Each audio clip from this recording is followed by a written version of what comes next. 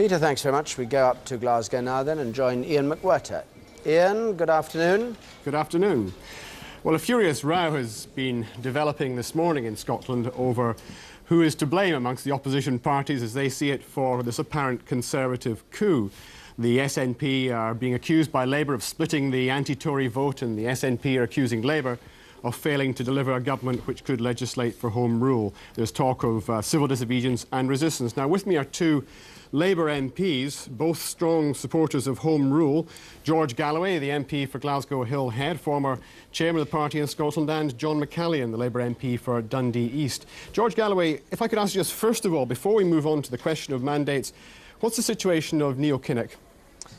I think Neil Kinnock will probably stand down quite soon. I'm not his biggest fan, but he fought a magnificent campaign. But it's clear, I think, that he's reached the summit of where he can take the British Labour Party, not for reasons which are necessarily discreditable to him at all.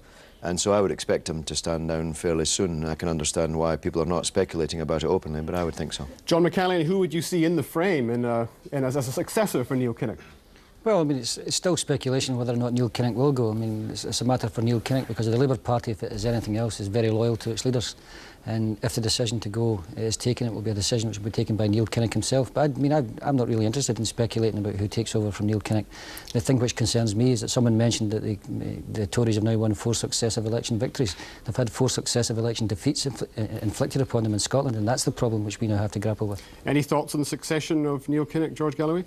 John Smith, I would think, is clearly the leader to take the party into areas that it's currently not reaching. But I agree with John, we're pretty disengaged from all of that. Would Neil Kinnock prefer John Smith or Gordon Brown, do you think? I suspect he would prefer Gordon Brown, who is a man in his own image. But I suspect the trade unions and the majority will back Smith. Right, well, the Scottish leader of the Labour Party, Donald Dewar, has said today that the Conservatives no longer have a mandate to govern in Scotland. Now, what do you see that as meaning? That's a very significant statement from Donald Dewar. It takes us forward, and I certainly agree with that wholeheartedly. But by definition, it must mean that you're going to do something about it, and I certainly want to push in our movement for the hardest possible line against Conservative mandate in Scotland and the greatest flexibility and unity amongst the anti-Conservative forces. What can you do? We must extend a hand of friendship to the SNP. We must reunite the anti-Conservative forces in Scotland. Now, that will be hard for a lot of Labour people. A lot of things get said and done during elections, but we must put that behind us. The Tories and their friends are laughing all the way to the bank at the disunity in Scotland. John McCallion, can the Labour MPs go down to Westminster and play by the club rules as they have in the past?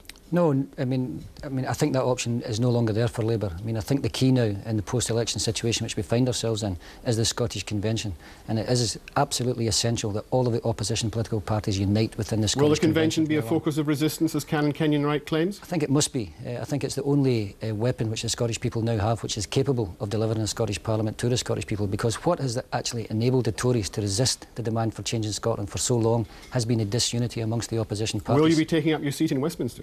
I think every representative who's elected in Scotland, including the SNP, will be taking up their seats in Westminster, because we can use our position in Westminster to try to disrupt the Conservative government's programme in Westminster. But at the same time, they will have to pay attention to the Scottish issue. Now, that demands unity on the part of the Scottish parties. OK, how can you obstruct the work of Parliament in Westminster, George Galloway? Well, we'll have to consult the tactics of parliamentary disruption. We'll have to have a willingness to say there will be no business as usual in Scotland. 3 out of 4 Scots have rejected the Tories again. We need a patriotic front of all the forces who are against them, and if we get that and mobilise it, we can disrupt them all. Finally and briefly, passive, non-violent civil disobedience in Scotland, what does that mean?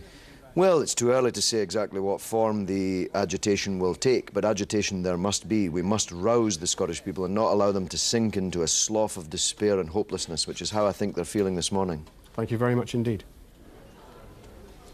Ian McWhirter in Glasgow. And now we join Jane Corbin.